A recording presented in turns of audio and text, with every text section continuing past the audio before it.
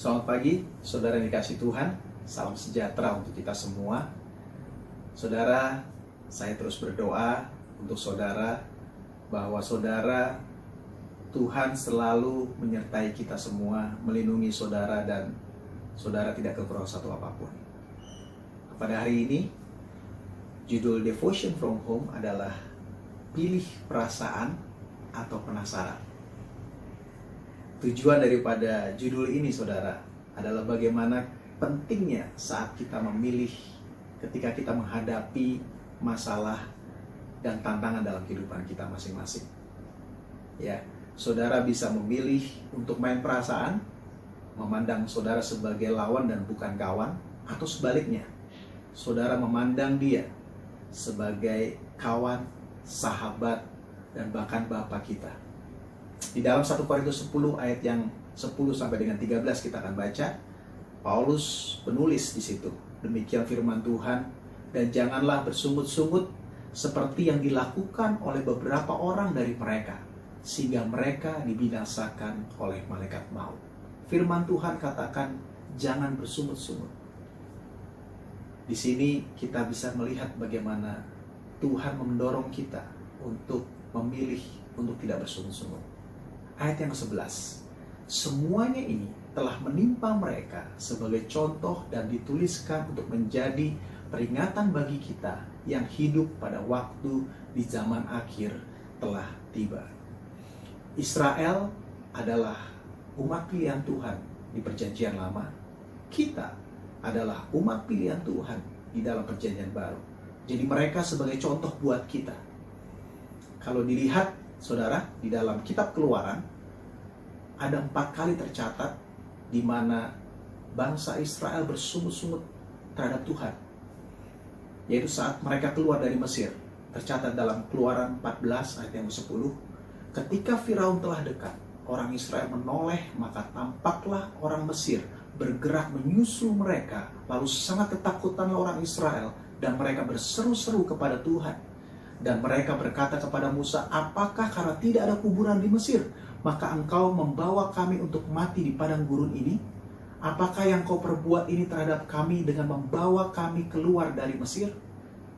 Mereka habis melihat 10 tulah dan mereka menang, mereka keluar, mereka mendapat persediaan, mendapatkan harta Mesir keluar, tapi mereka bersungut-sungut terhadap Tuhan, seolah tidak percaya.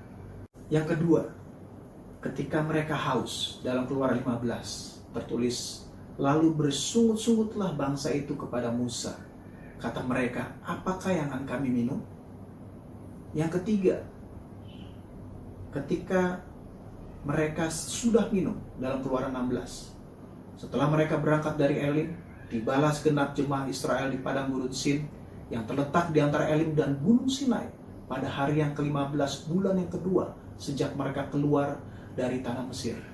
Di padang gurun itu bersungut-sungutlah segenap jemaah Israel kepada Musa dan Harun. Mereka, saudara, kelaparan, mereka bersungut-sungut kembali. Tapi Tuhan menjawab dengan burung puyuh. Begitu banyak dan mereka dapat makan daging pada hari itu. Dalam Keluaran 17 berikutnya, kemudian berangkatlah segenap jemaah Israel dari padang gurun Sin, berjalan dari tempat persinggahan ke tempat persinggahan sesuai dengan titah Tuhan. Lalu berkemahlah mereka di Rafidim, tetapi di sana tidak ada air untuk diminum bangsa itu. Jadi mulailah mereka itu bertengkar dengan Musa, kata mereka, berikanlah air kepada kami, supaya kami dapat minum. Tetapi Musa berkata kepada mereka, mengapakah kamu bertengkar dengan aku? Mengapakah kamu mencobai Tuhan? Di sini bangsa Israel terus dan lagi menganggap Tuhan Allah yang dapat berubah dan tidak setia. Menganggap bukan sebagai kawan tapi malah sebagai lawan. Nah, itu yang tercatat mengenai bangsa Israel. Kembali ke 1 Korintus 10 ayat yang ke-12, saudara. Tertulis, sebab itu siapa yang menyangka bahwa ia teguh berdiri, hati-hatilah supaya ia jangan jatuh. Kita sudah menjadi percaya dan menjadi umat pilihan Tuhan di perjanjian baru pada saat ini. Saudara, kita tetap hati-hati di dalam menghadapi permasalahan dan tantangan dalam kehidupan kita, supaya kita jangan jatuh.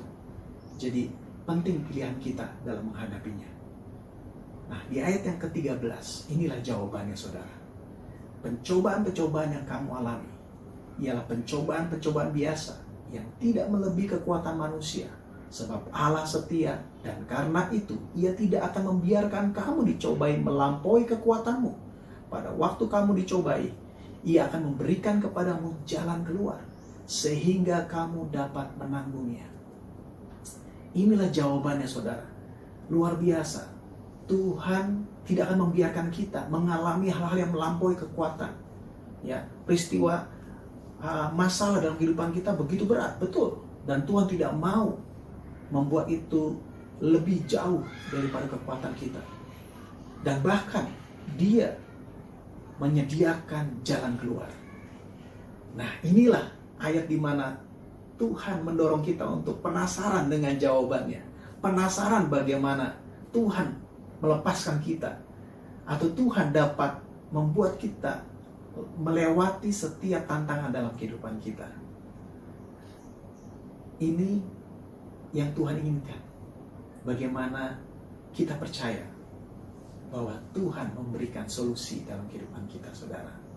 Nah, mari kita lihat peristiwa Yohanes Pembaptis bertanya kepada Yesus, apakah Dia Mesias yang diutus itu.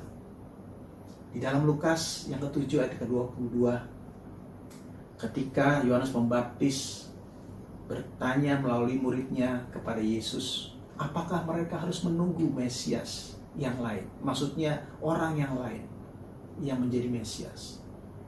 Yesus menjawab, dan Yesus menjawab mereka ayat 22, pergilah dan katakanlah kepada Yohanes, apa yang kamu lihat dan kamu dengar.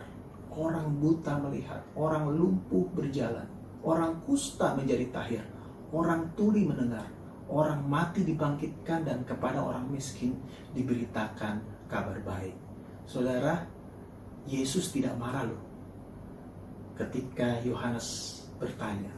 Karena di sini Yohanes bukan bersungut-sungut, tetapi dia ragu. Saat itu dia sedang di penjara, dia tidak bisa menemui Yesus secara langsung, tapi dia bertanya melalui para muridnya.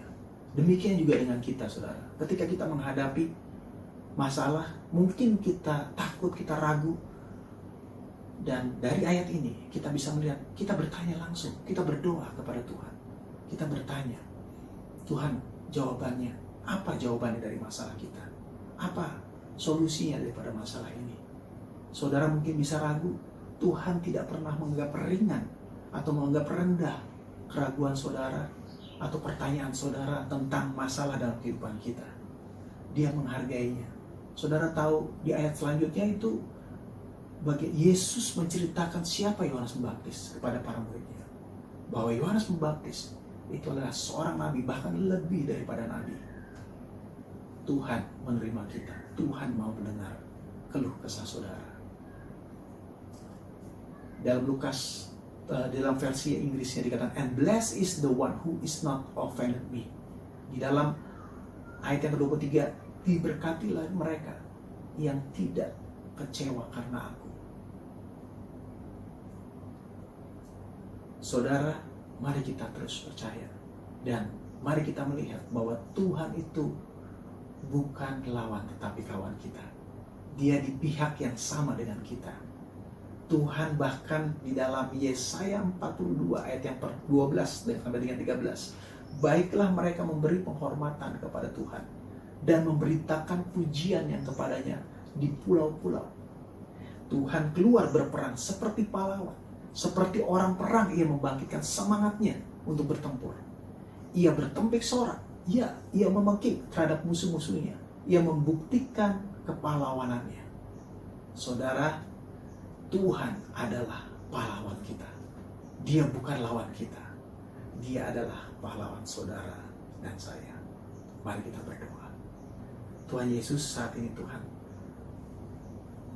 aku berdoa untuk setiap umat-Mu yang mendengar hal ini, sehingga umat-Mu mengerti pada hari ini bahwa Engkau adalah kawan, Engkau adalah sahabat yang selalu bersama kami ketika kami menghadapi masalah di dalam kehidupan kami, di dalam setiap tantangan kami.